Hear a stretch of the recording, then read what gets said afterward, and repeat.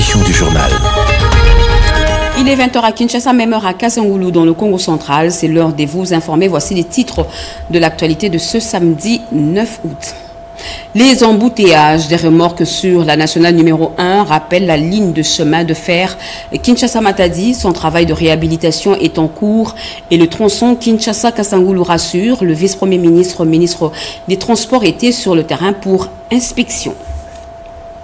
La riposte contre les épidémies exige célérité et matériel adéquat pour épargner les vies humaines. Les structures de santé bénéficieront du matériel informatique car le ministre a réceptionné une bonne quantité. Ça fait l'effet d'un séisme dans le secteur minier. Près de 600 titres miniers ont été récupérés par l'État congolais des mains des opérateurs miniers. Comment cela a-t-il pu être possible?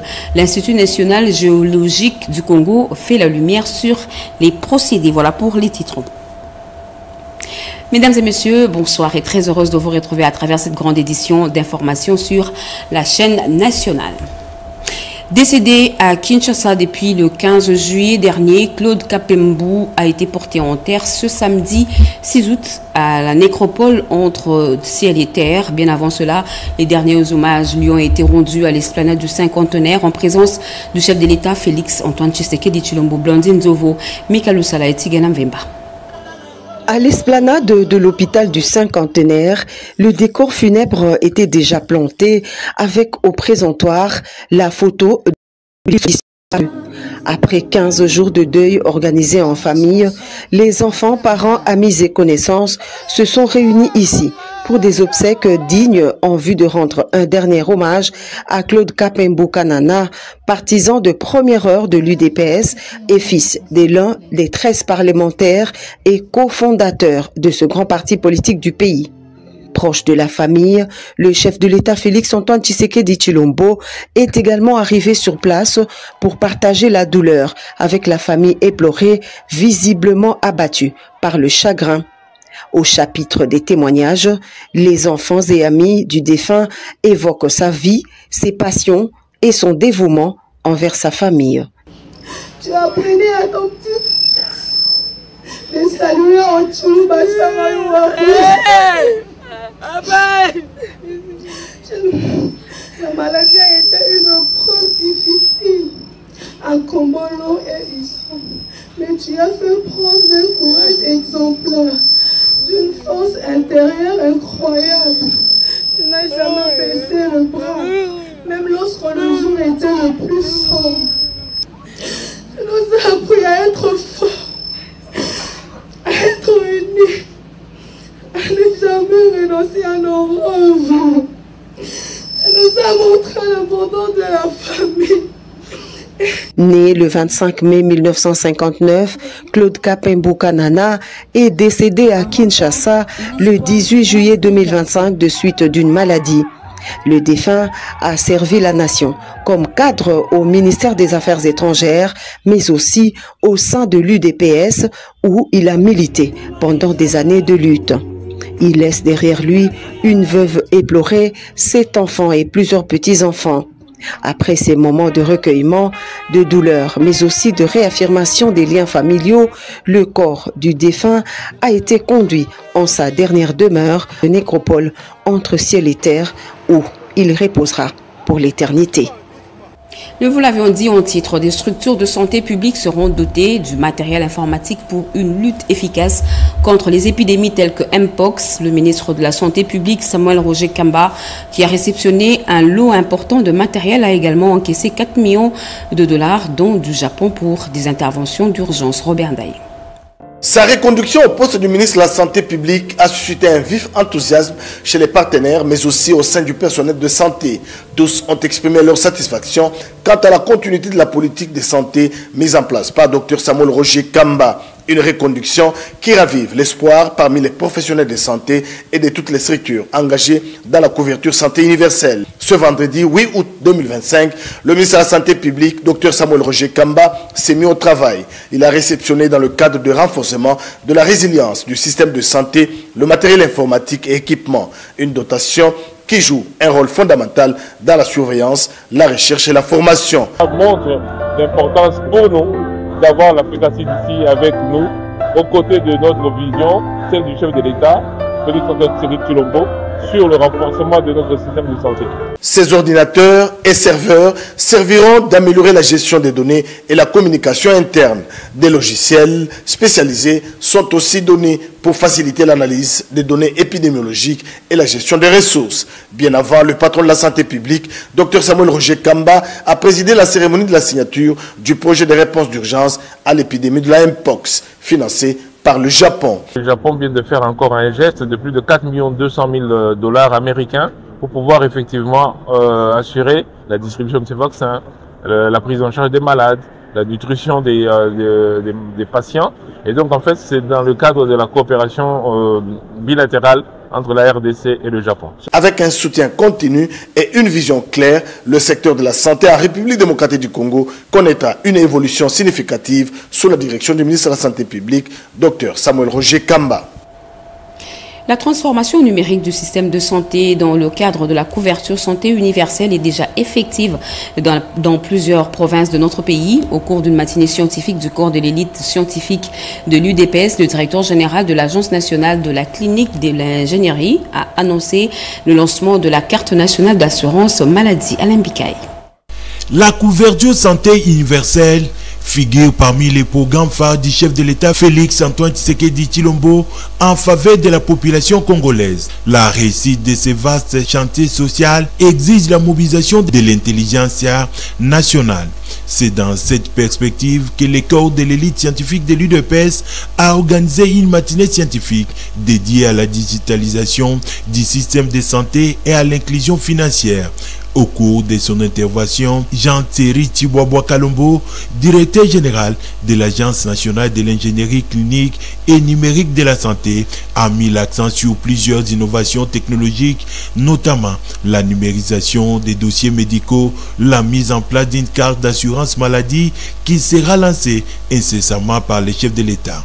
Ces avancées permettront de lutter contre la fraude, de faciliter l'accès aux soins de qualité à moindre coût et de réduire les risques d'erreurs médicales, surtout en situation d'urgence. Il faut retenir que c'est l'épine dorsale de la couverture santé universelle, mais aussi que la carte nationale d'assurance maladie en tant que carte biométrique, carte de santé et carte de paiement facilite l'inclusion financière. Grâce à la couverture santé universelle, déjà 914 établissements de soins de santé de notre pays ont été équipés.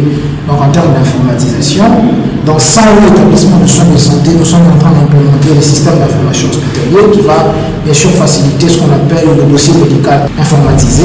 Jean-Thierry Tshibwabwa a par ailleurs rappelé que la République démocratique du Congo avait déjà expérimenté sous le régime du maréchal Mobutu une forme de couverture santé universelle connue sous le nom d'ayant droit. Et ce communiqué, le corps de santé militaire des forces armées de la République démocratique du Congo procède au recrutement des professionnels de santé de toutes les catégories désireux de servir la nation sous le drapeau. Les conditions d'admission à l'inscription sont les suivantes: être de nationalité congolaise, présenter l'original de la carte d'électeur célibataire et fournir une attestation de célibat de l'état civil, inscription sur présentation du titre académique, dossier complet, être âgé au maximum de 32 ans pour les médecins, généralistes, dentistes et pharmaciens, 28 ans pour licenciés en psychologie, sciences infirmières, kinésithérapie, laboratoire, imagerie médicale, médecine physique et réadaptation, anesthésie et réanimation, etc. 25 ans pour les gradués en sciences de santé. Tout ce que la chose intéresse sont priés de se présenter auprès de l'état-major du corps de santé militaire des forces armées de la République démocratique du Congo, situé sur avenue Sergent Moquet, camp lieutenant colonel Kokolo, en face de l'Institut professionnel de la Gombe IPG, sur Prince de Liège, référence Saut de Mouton à Sanef pour ceux de Kinshasa et auprès des unités corps de santé militaire se trouvant dans leur province respective pour ceux de l'intérieur, tous les jours ouvrables de 9h à 15h. Fait à Kinshasa, le 6 août 2025, le commandant du corps de santé militaire, Dr Singa Bungela Jean-Claude, général-major.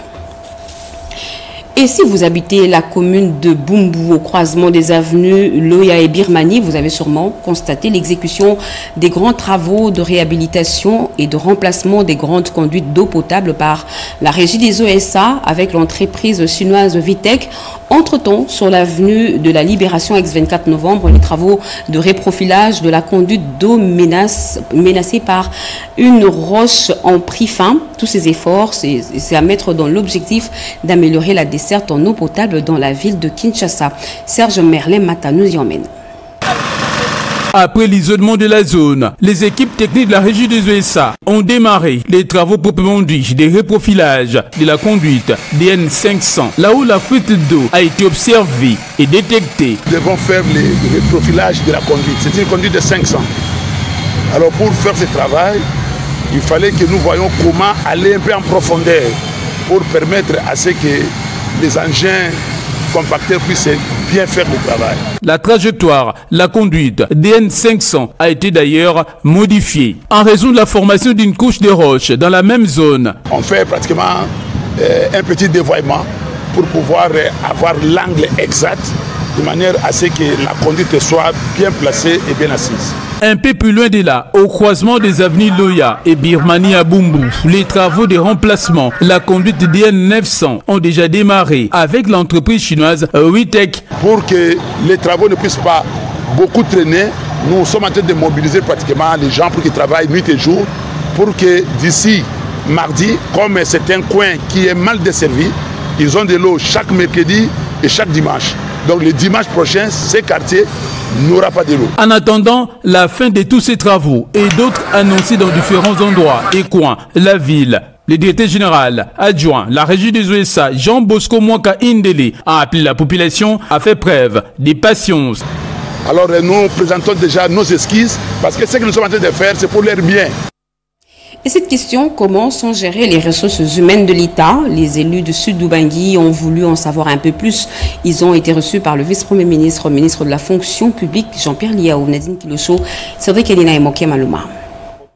Lancé dans une démarche républicaine de rendre compte aux élus du peuple, conscient de la nécessité de la redevabilité, le vice-premier ministre, ministre en charge de la fonction publique Jean-Pierre Liao, a poursuivi les échanges avec les députés nationaux, membres du caucus du Sud Ubangi. Au cours de cette réunion, les élus du peuple ont été édifiés sur les actions menées pour une gestion rationnelle des ressources humaines de l'État dans le cadre de la réforme de l'administration publique, notamment en rapport avec la maîtrise des effectifs et de la masse salariale, la dématérialisation des démarches administratives, la mécanisation, la mise en œuvre du nouveau système de sécurité sociale, le rajeunissement qualitatif et compétitif. La liste n'est pas exhaustive. On a retenu beaucoup de choses, notamment la facilité par laquelle quelqu'un peut accéder sur ces bases de données à partir de là où il est. Aussi, la rapidité du point de vue paiement ou vérification de l'identification. Les élus du peuple, membres du caucus du Sud Ubangi, ont salué les avancées réalisées et promis d'accompagner la réforme implantée pour le redressement et la modernisation de l'administration publique congolaise. Aujourd'hui, après avoir suivi, avec attention soutenue bien sûr,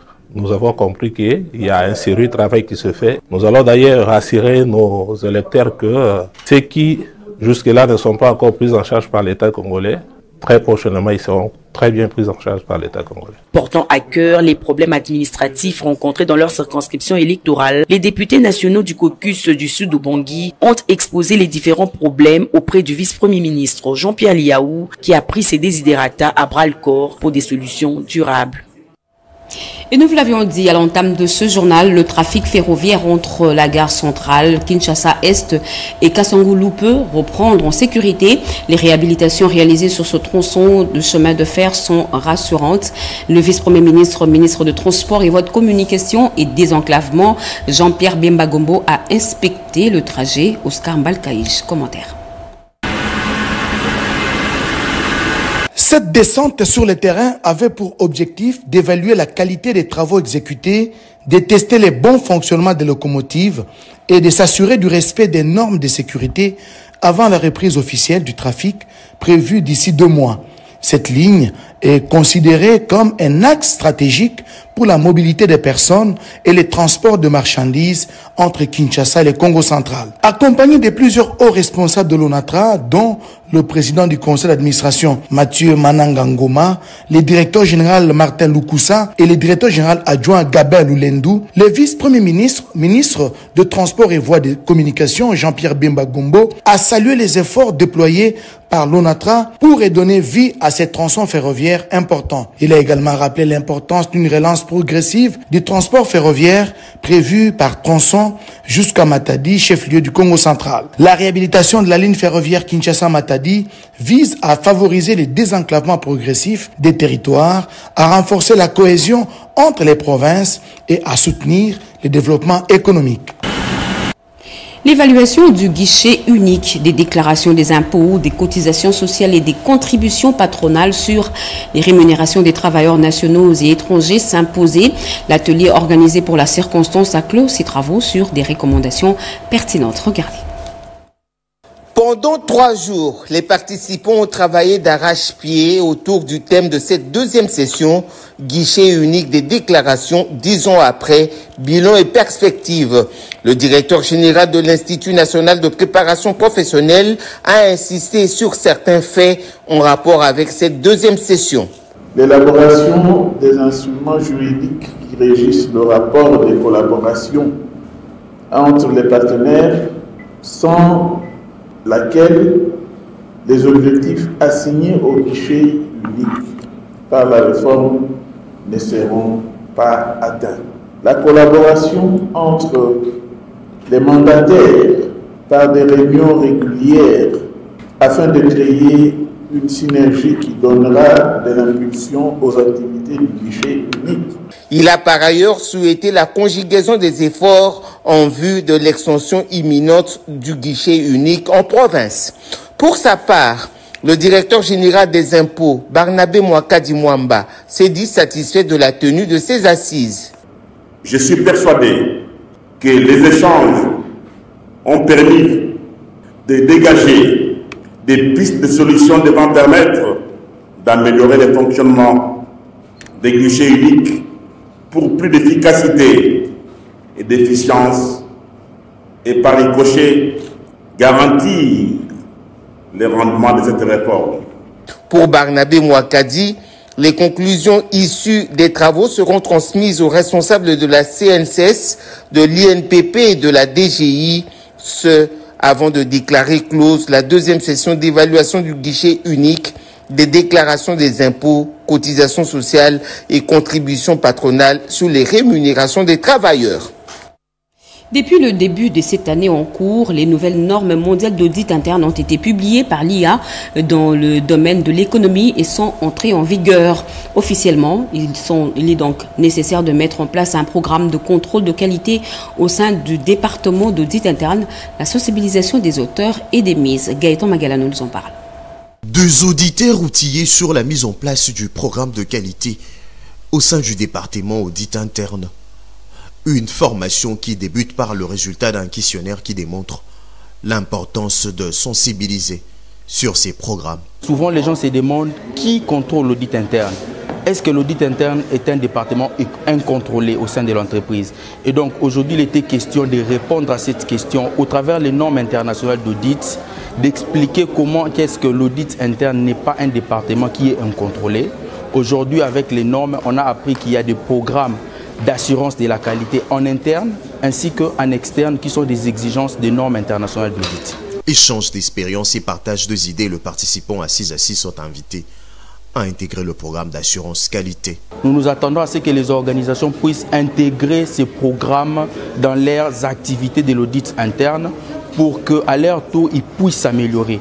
Tout comme eux, ils aident l'entreprise à s'améliorer, mais l'audit interne également a besoin d'amélioration et cette amélioration passe par les assurances internes et externes. Depuis le 9 janvier 2025, les nouvelles normes mondiales d'audit interne publiées par l'IA sont officiellement en vigueur. Elle exige que chaque département d'audit interne mette en place un programme d'assurance et d'amélioration de la qualité. Ces normes renforcent la transparence, la performance et la conformité de fonctions d'audit interne à l'échelle mondiale. Et l'autorité de régulation des marchés publics entend faire de la maîtrise des procédures un gage de bonne gouvernance. 10 jours auront suffi pour un apprentissage intensif d'échanges et des travaux pratiques au bénéfice des agents de la cellule de gestion du projet et de marché public et régie des OSA. Cette formation initiée par l'ARMP leur a apporté un plus sur la commande publique. Rikin Zuziloya Mayoel, Yvette Makuntima, Fiston Wavingana. Après 10 jours d'intenses échanges et de travaux pratiques, la session des formations organisée par l'autorité des régulations des marchés publics ARMP en partenariat avec la régie des OSA a pris fin ce vendredi 8 août 2025. Objectif, permettre aux agents et cadres, membres de la cellule de gestion des projets et des marchés publics, de mieux maîtriser le cadre institutionnel et les procédures nationales de passation des marchés. C'est vraiment des matières très importantes, il faut faire très attention. Travailler avec beaucoup de conscience et beaucoup de sérieux. Voilà, c'est par ces mots, je peux déclarer clos cette session de formation. Du 28 juillet au 8 août, les experts de la direction de la formation et des appuis techniques de l'ARMP ont dispensé un programme complet axé sur les outils techniques de gestion, le rôle des organes compétents et la bonne conduite des opérations. Nous avons remercié l'ARMP d'avoir disponibilisé pour nos cadres de la régie des eaux les experts en procédure de passation des marchés publics. La cérémonie de clôture, présidée par les directeurs généraux adjoints de l'ARMP de la régie des OSA, a été marquée par la remise de brevets aux participants. Un geste symbolique qui vient sceller cet investissement dans le renforcement des compétences, gage d'une meilleure gouvernance de la commande publique en RDC. Et au-delà des zones urbaines, l'exécutif provincial du Congo central s'emploie à développer un réseau des routes de dessert agricole. Le gouverneur de province a réceptionné les engins pour réhabiliter ces routes d'intérêt commun jusqu'à la limite de Kinshasa. Images et commentaires.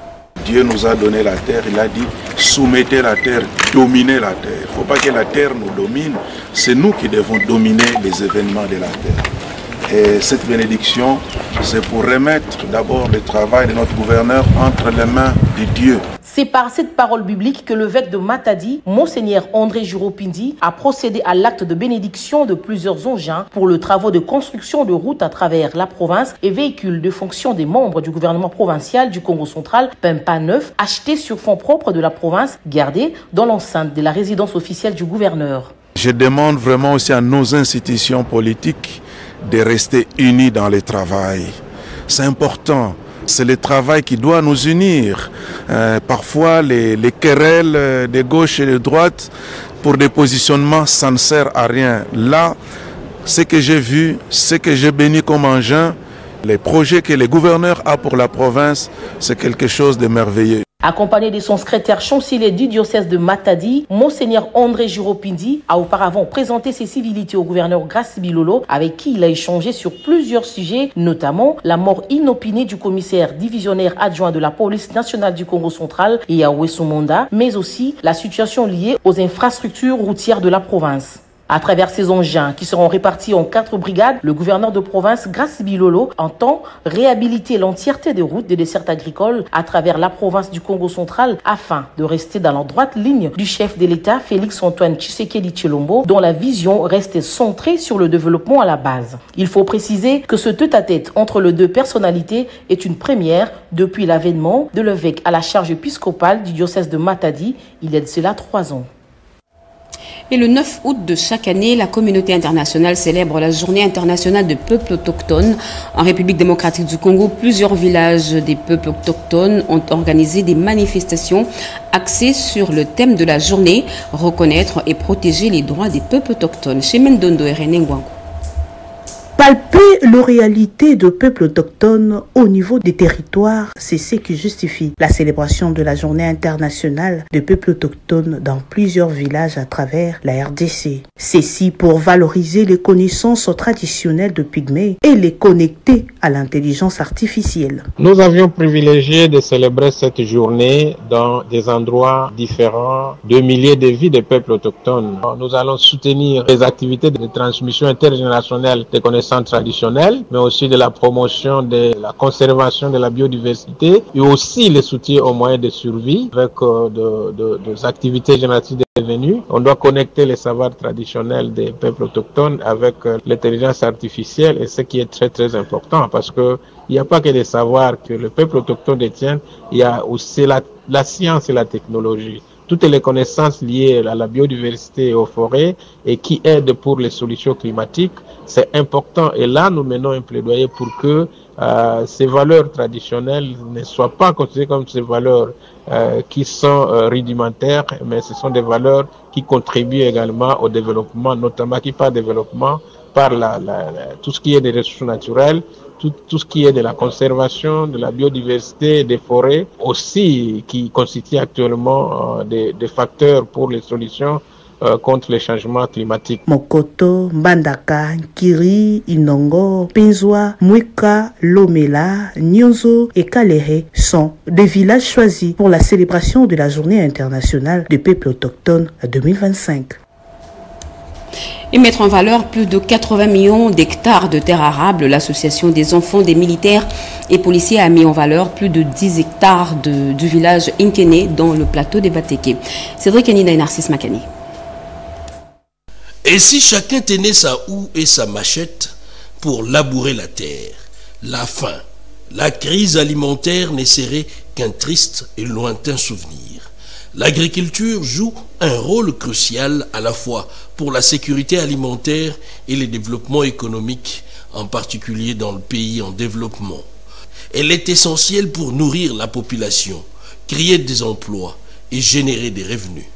Après Bukangalonzo, où elle a mis en valeur une partie de cet espace agricole abandonné, Saïdi Moyouma Francine lance sur le marché des consommations le maïs, le peuple d'abord. Fruit d'un dur labeur, traduit par ce travail ininterrompu de machines agricoles sur cette surface cultivable de 10 hectares, sur un espace de 20 hectares, en plein village d'Inkene. Nous sommes dans le plateau des Bateke, à quelques encablures de Kinshasa.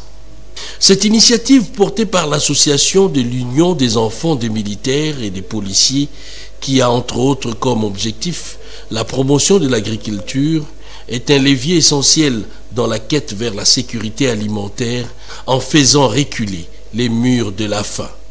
Ce projet vient en fait traduire en actes les concepts clés de la vision du chef de l'État Félix-Antoine Tshisekedi, la revanche du sol sur le sous-sol.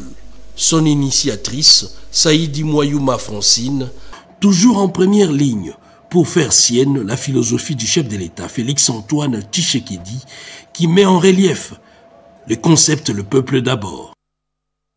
Judith Souminois reconduite au poste du chef du gouvernement, un motif de fierté pour les différentes coordinations provinciales de la dynamique. Judith Lucas Souminois, implantée dans tout le pays, ces structures à travers ses membres remercient le président de la République pour sa confiance renouvelée à l'endroit de la chef de l'exécutif national. Regardez.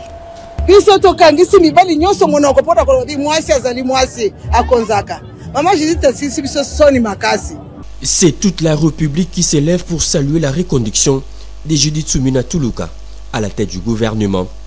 Dans une série de déclarations, toutes les coordinations provinciales de dynamique Judith Tuluka Souminois, dirigées par Maître Murphy Loutete, remercient le chef de l'État pour ses renouvellements de confiance.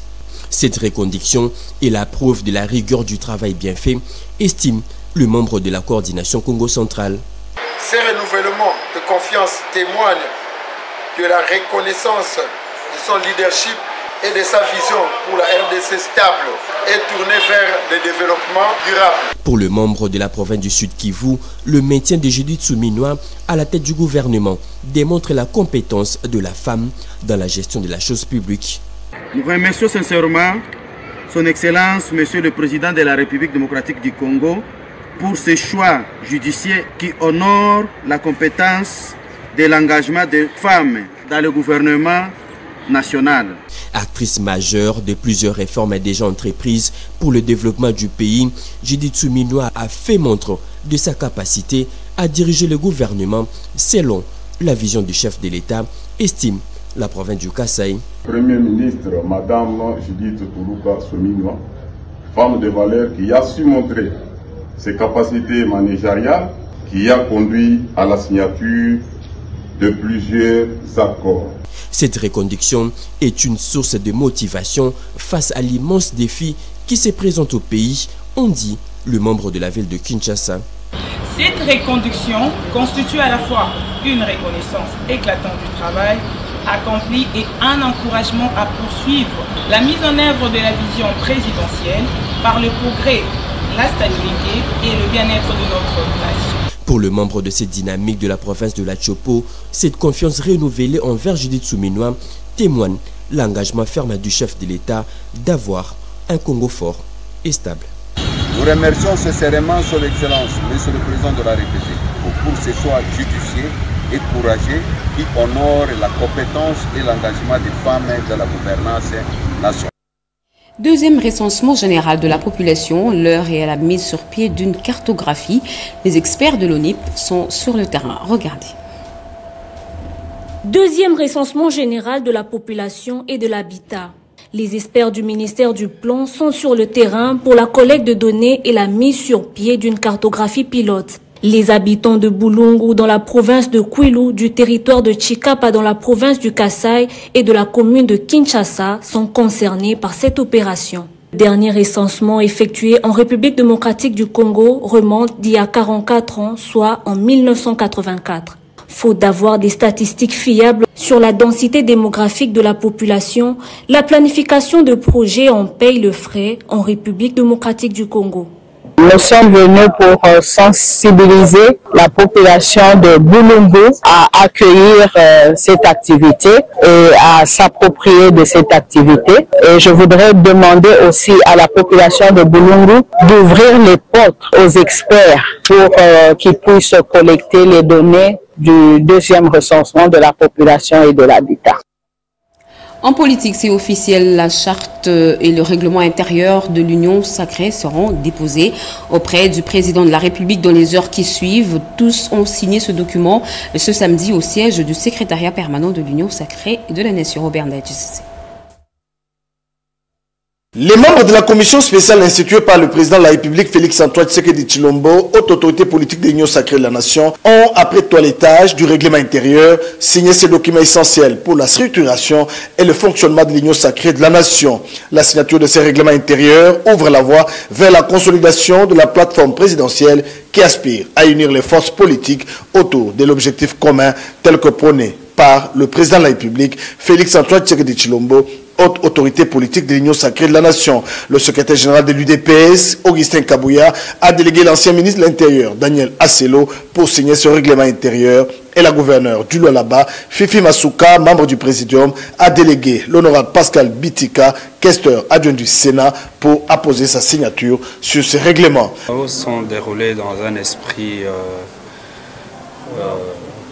de convivialité, avec cette volonté qui nous a animés tous de pouvoir doter notre plateforme de textes qui les régissent et qui l'organisent. Le chef de l'État, qui est notre haute autorité, a demandé à ce que nous puissions encore nous réunir ce week-end. Donc il fallait travailler d'arrache-pied pour finaliser ces deux textes. Et c'est ce qui a été fait.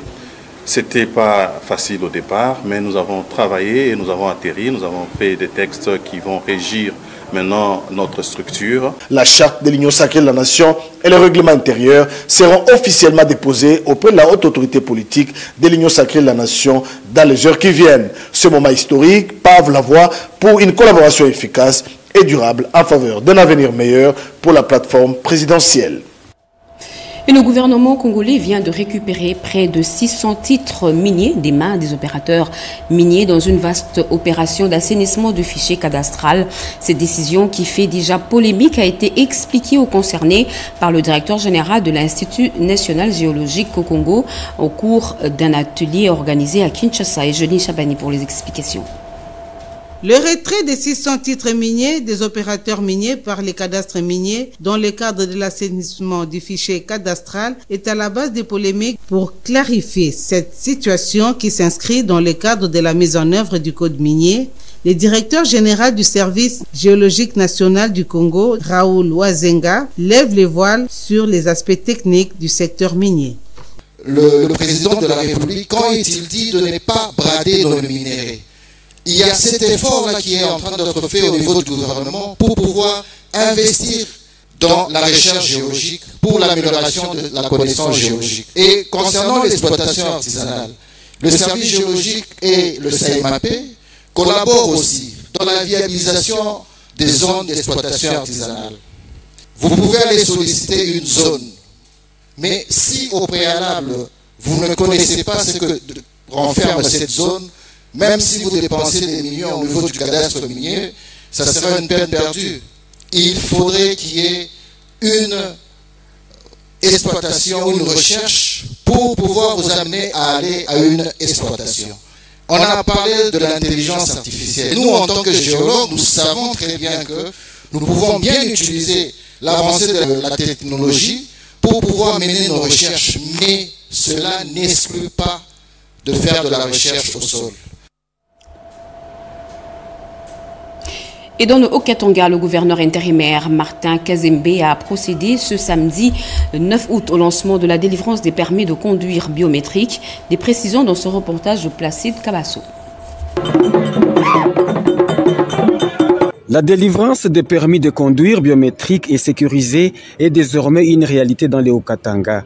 8 ans après sa suspension, c'est donc une grande première pour les chauffeurs et autres automobilistes de Lubumbashi et de toute la province du Haut-Katanga. C'est dans l'enceinte de la division provinciale de transport que s'est déroulée la cérémonie de lancement qui a été présidée ce samedi 9 août 2025 par le gouverneur de province intérimaire du Haut-Katanga, Martin Kazembe Choula, qui avait à ses côtés le ministre provincial des Transports, Lorraine Lusamba Kazadi, et de nombreux autres invités, le chef de division de transport, les directeurs généraux de la DGRAD et les directeurs de cabinet adjoints du ministre de Transport ont tous salué l'inauguration de ce centre de délivrance des permis de conduire dans le Haut-Katanga après Kinshasa et le Congo central grâce à la vision du chef de l'État Félix-Antoine Tshisekedi Tshilombo qui a mis fin au désordre dans ce secteur. Pour la ministre provinciale de Transport Lorraine Lusamba Kazadi qui a aussi travaillé d'arrache-pied pour l'aboutissement de ce projet, ce permis biométrique est une fierté et un symbole qu'on doit obtenir après une évaluation. Et là, au nom du gouverneur intérimaire, lancer l'opération de délivrance des permis de conduire. Enfin, le gouverneur de province intérimaire, Martin Kazembe Choula, qui a coupé le ruban symbolique avant d'entamer la procédure d'obtention de son permis de conduire, il a été tour à tour dans les bureaux d'obtention de formulaires, de consultation, de taxation, de la DGRAD, d'examen où il y a 2 simulateurs et de capture. Le gouverneur ad intérim du Haut-Katanga a reçu son permis de conduire utilisable en République démocratique du Congo et à l'étranger, ce qui est une grande première en RDC. Et plus de 80% des jeunes délinquants agissent sous les effets de la drogue, des vols à l'arraché, des batailles rongées, la population clouée dans des maisons, la peur au ventre. Ce sont là les résultats d'une addiction à ces substances. Après sa brillante réussite en master à la prestigieuse Université catholique du Congo, l'honorable Jean-Marie Lukulasi passe de la parole à l'action. Il propose la construction d'un centre moderne de désintoxication, facteur clé des réussites de lutte contre le phénomène Kuluna. Vous suivrez justement à la fin de ce journal une page magazine. La Régie des OSA, direction régionale de Kinshasa-Ouest, informe ses abonnés de la partie centre et ouest de la ville-province de Kinshasa que son usine de traitement d'eau potable de l'ozone module 1 et 2 sera en arrêt ce dimanche. 10 août 2025 suite aux travaux d'installation d'un nouveau transformateur de 700 kVA au niveau de captage de Kinsuka. Par conséquent, une interruption sera observée dans la fourniture d'eau potable dans les quartiers et communes suivants: Montfleury, Ma Campagne, Joli Parc, Ozone, Météo Delvaux, Djelo Binza, Upen, Sangamamba, et Ngomba Kikusa, Télécom, Mimosa et Konchachi, Kintambo, Bandal, Ngiringiri et Bumbu. La régie des OSA prie les abonnés concernés de bien vouloir l'excuser pour ce désagrément. Elle les invite à se constituer des réserves d'eau et les rassure du rétablissement de la desserte dès la fin des travaux. Fait à Kinshasa le 9 août 2025, le directeur régional Kinshasa-Ouest, l'ingénieur Raymond Matundumpaka. Fin de ce journal, mesdames et messieurs. Merci de l'avoir suivi. Merci à vous qui nous suivez à Kassangoulou, dans la province de Congo central et partout ailleurs sur satellite. Ce journal a été rédigé par Gauthier Kiasi Dichala, coordonné par Jean-Pierre Ndolo Demazou, réalisé par Patrick Bapuila et Papi Nginamaou, au mixeur son Yannick Yangumba. L'actualité continue sur nos antennes. Retrouvées à 23h Jacques Méji, demain 7h Bobo Anan Mukondi, 20h Françoise Bouila. Moi je vous reviens très prochainement. Au revoir et bon week-end à tous.